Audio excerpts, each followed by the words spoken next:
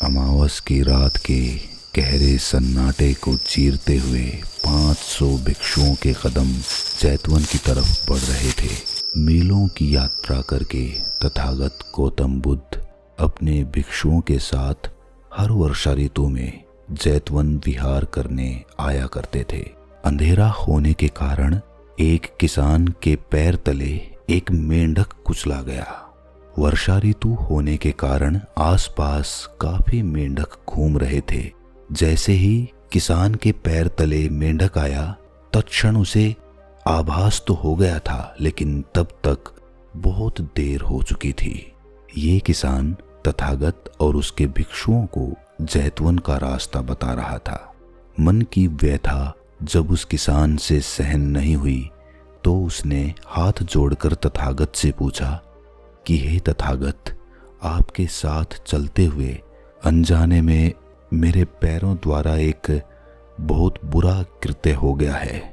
क्या जिस प्रकार ये मेंढक मेरे पैरों तले कुचला गया है, अगले जन्म में मैं भी इसके पैरों तले कुचला जाऊंगा?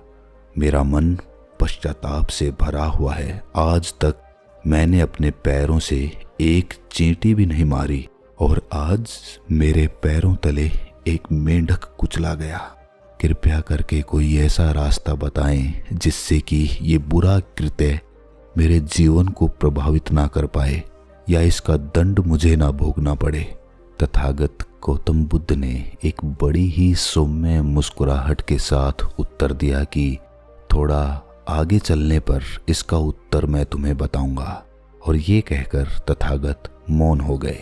वो कुछ कदम ही आगे बढ़े थे कि तभी एक अंधे भिक्षु चक्षुपाल के पैरों तले सैकड़ों चींटियां आ गई। रात काफी हो चुकी थी। उन्होंने सभी भिक्षुओं को आज की रात वहीं ठहरने का इशारा करते हुए कहना शुरू किया कि कर्म के सिद्धांत के बारे में बहुत सारी गलत धारणाएं समाज में फैली हुई हैं। मुख्यतः कर्म के 3 प्रकार होते हैं। सबसे पहला अनजाने में हुए कर्म, दूसरा मजबूरीवश किए गए कर्म और तीसरा इरादतन किए गए कर्म। भिक्षु चक्षुपाल की दृष्टि न होने के कारण उसके पैरों तले सैकड़ों चींटियों ने अपना दम तोड़ दिया।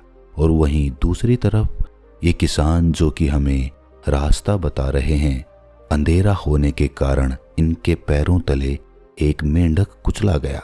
ये दोनों ही कर्म अनजाने में हुए कर्म हैं, लेकिन किसान के पास दृष्टि है तो इस किसान का मन अधिक पश्चाताप करेगा, क्योंकि ये खुद को कोसेगा, खुद को कहेगा कि तुम सामर्थ्यवान थे, तुम्हारे पास दृष्टि थी, लेकिन तुम्हारा ध्यान चूक गया और उसके कारण तुमसे बुरा कृत्य हो गया। वहीं दूसरी तरफ जो अंधा भिक्षु चक्षुपाल है, उसके मन को कम पश्चाताप होगा, क्योंकि वो खुद को ये कहकर बहला सकता है कि वो तो अंधा है, उसके पास तो दृष्टि ही नहीं है, इसमें उसकी क्या गलती है।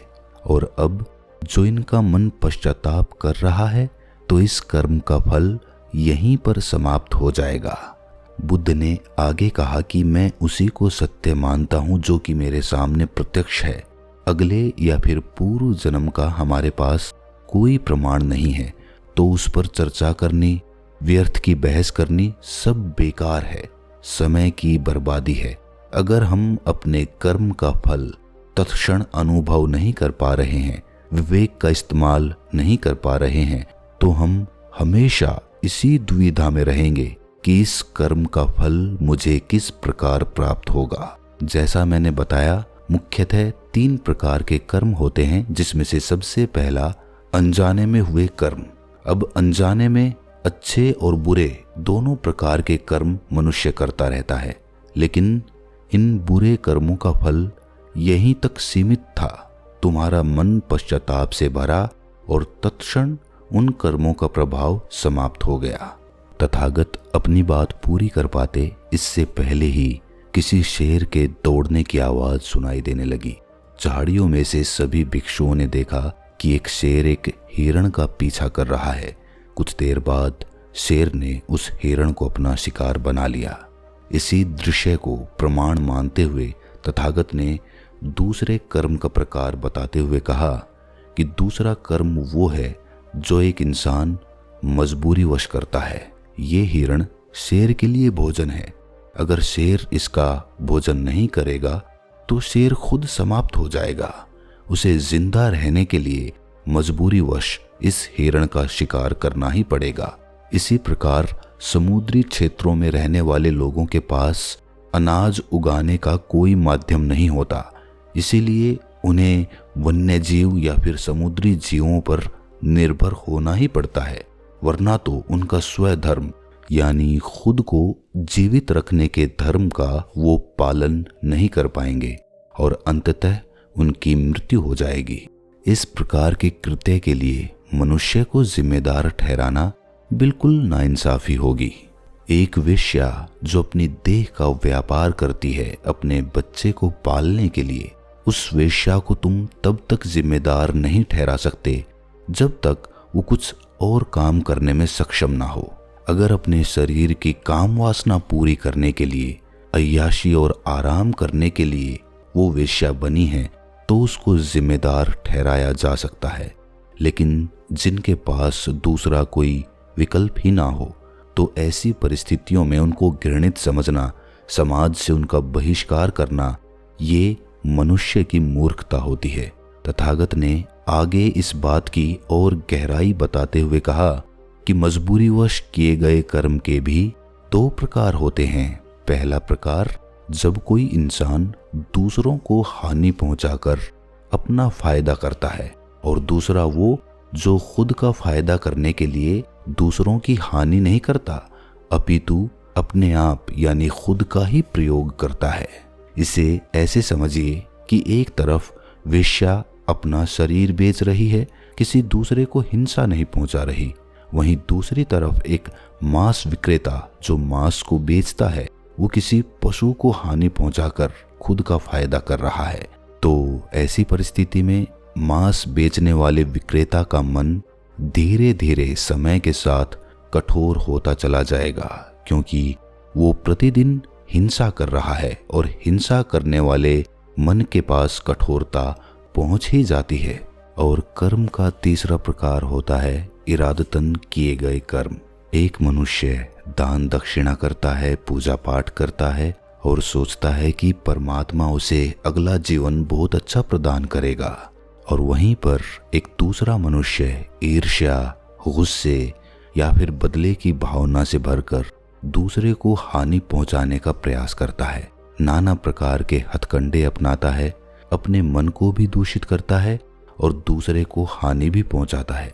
दोनों ही प्रकार के कर्मों से कर्ता के साथ फल जुड़ जाता है, और जब कर्ता यानी कि करने वाला फल की चिंता करने लगता है तो वो कर्म वहीं पर अपना प्रभाव छोड़ देता है, यानी कि उसका प्रभाव वहीं समाप्त हो जाता है। जब आप किसी कर्म के फल के बारे में चिंता करते हैं, उसको सोच कर करते हैं, कर्म वही फलित होता है जब फल की चिंता छोड़ दी जाती है।